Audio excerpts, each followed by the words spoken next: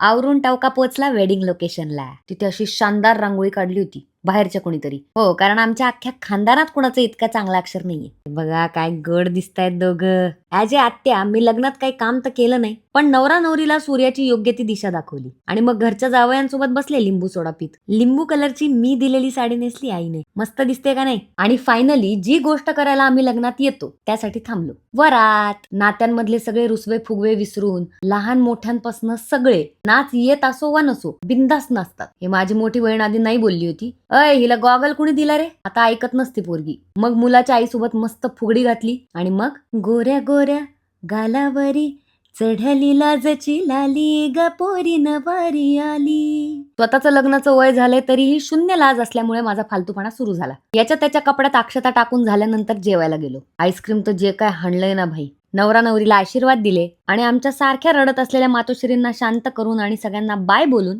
मी आले निधीच्या घरी. आणि मग डोक्यातून 1000 पिना काढल्या तेव्हा मला बरं वाटलं. निधीने किस खुशी में केक मंगाया था मालूम नाही, लेकिन मस्त हाणला मैंने. आणि मग नेक्स्ट डे निधीला डायरेक्ट पिझ्झा डेटवर भेटायचं होतं. ती ऑलरेडी बाहेर पडली होती. इथे पहिल्यांदा मला माझ्या हेंद्रेपणाची लेवल जाणवली. घराच्या बाहेर पडले, दार लॉक केलं. चावी तर नाही आपल्याकडे. चप्पल घराच्या आत. मग जरा गरीब तोंड करून शेजाऱ्यांची बेल वाजवली. त्यांना म्हणलं जी असेल ती चप्पल देता का मला? मग त्या काकांनी मला चप्पल दिली. माझा पाय बघा आणि त्या चप्पलेचा साईज बघा. ही भदाडी चप्पल घालून मी गावभर फिरले.